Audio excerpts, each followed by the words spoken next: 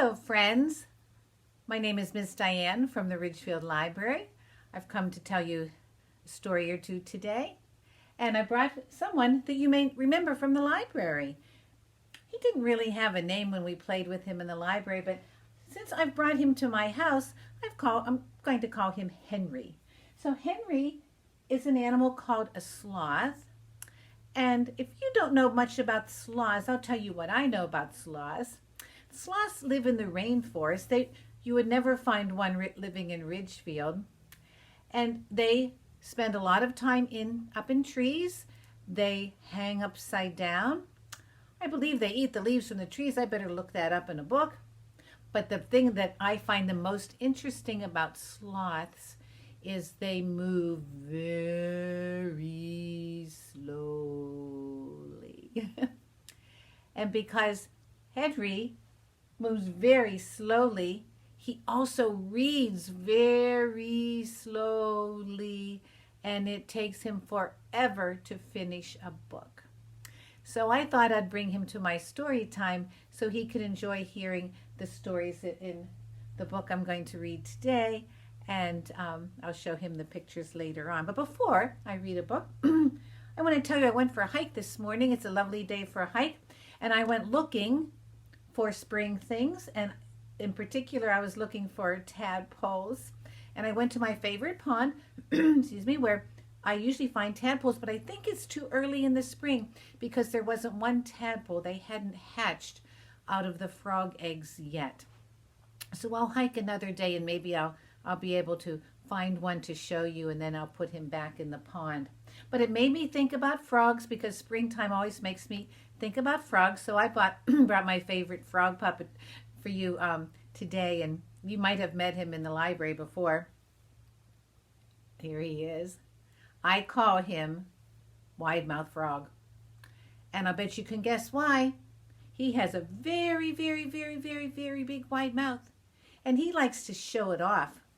But he's a little bit shy. So I have to beg him to show me his mouth. But if you could help me count 1, 2, 3, maybe he'll show us his big wide mouth. Is that okay, Frog? Okay, Wide-Mouthed Frog. Okay, everybody, can you help me count? 1, 2, 3. Did he open it up? Did you open it up? He's a tease. He does that to me all the time. No more teasing. We want to see your big wide mouth, okay? Okay. Count to 3 one more time. Ready? 1, 2, 3. Ah! Did he open it up? Did you open? You did, didn't you? Did you see how big and wide it is? Let's count to 3 again. Ready? 1, 2, 3. Ah! Oh my goodness, what a big wide mouth. Hey, there's something missing inside your mouth. Open it up and show the children. What's missing inside his mouth? I don't see a tongue. Then you must be a puppet. You could never be a real frog without a tongue. As everybody knows, frogs like to eat insects, and they need a long, sticky tongue to catch them, right? So he could never catch his own insects, but being a puppet, he kind of likes to eat some different things. You want to tell the kids what you like to eat? Okay. Okay? All right. I'm the wide-mouthed frog, and I love to eat peanut butter jelly sandwiches.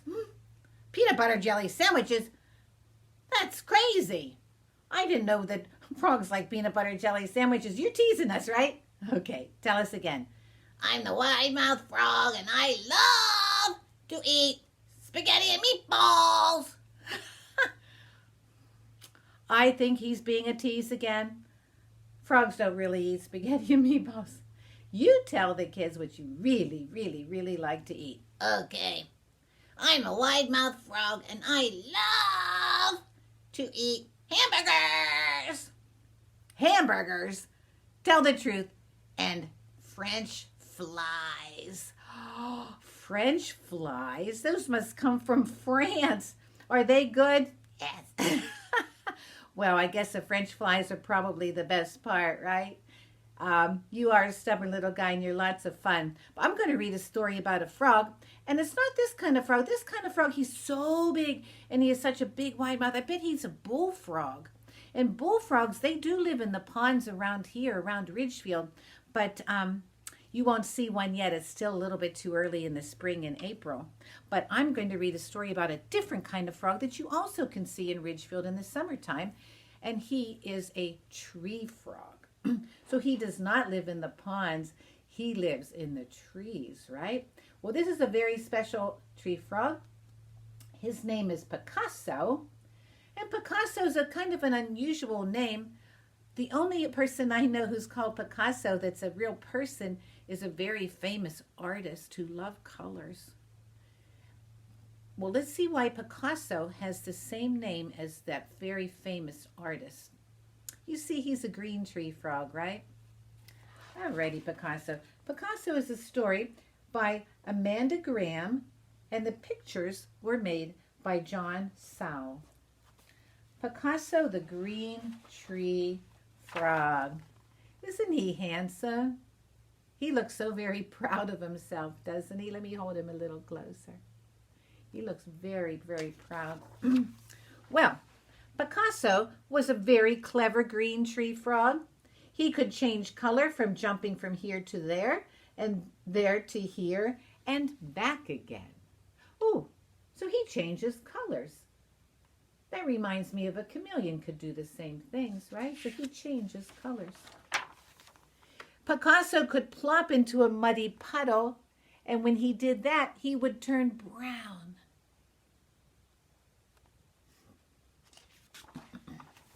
Then he could dive into a deep, cool pool, and he would turn bright blue.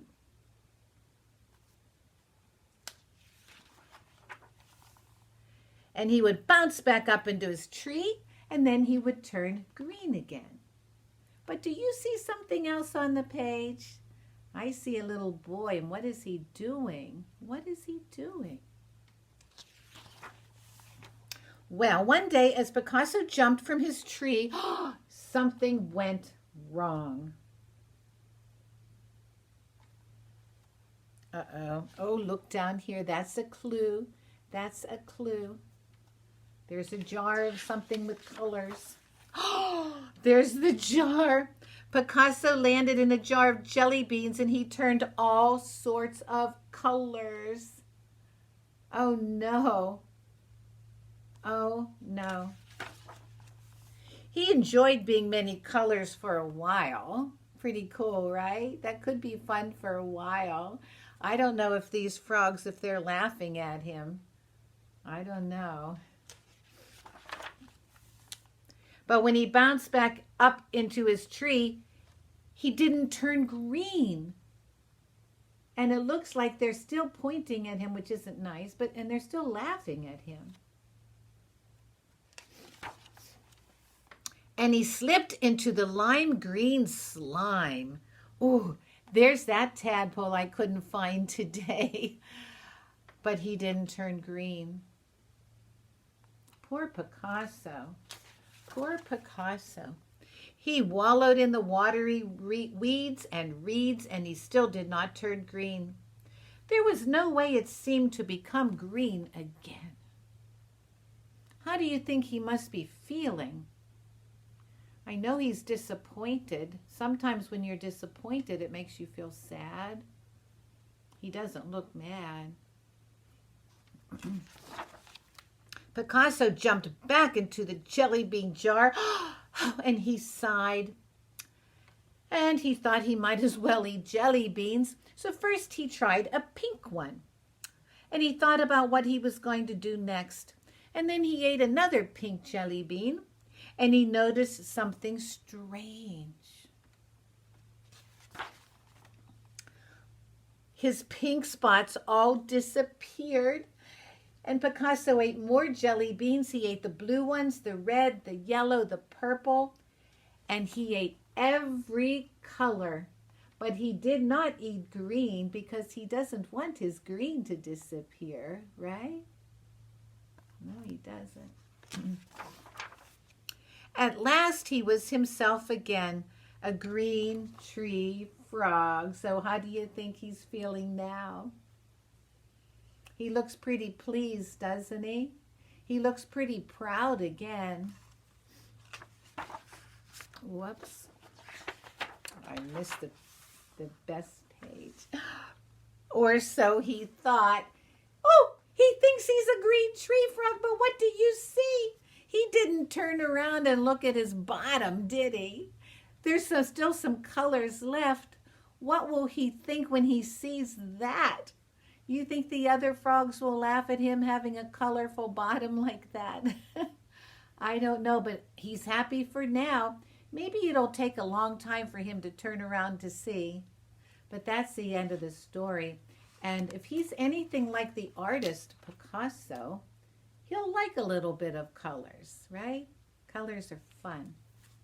Well, that book was lots of fun. That's one of my favorites. Henry, did you like it? I hope I didn't read too fast for you. But I was thinking about a song to end our time together that I love to sing at the library. Maybe we sang this together at one of the story times. It's about getting together and how when we're together, we can be new friends, old friends, but your friends can be my friends and my friends can be your friends. Today, Henry's my friend. He can be your friend, of course. So it's the old song everybody knows, The More We Get Together. And I think you know this song, so you can sing with me. The more we get together, together, together, the more we get together, the happier we'll be, because your friends are my friends and my friends are your friends. More we get together, the happier we'll be. So we can use our hands and do some signing and do that while we sing the song. So if we get our little fingertips and tap them together, that's the sign for more. We make two fists and we put them together, and that means together. Happy is when your heart flutters, happy. And you take your two fingers and curl them a little, and one is you and one is me, and we are friends. We put them together, okay? So let's try to sing the song using our fingers and our voices, okay?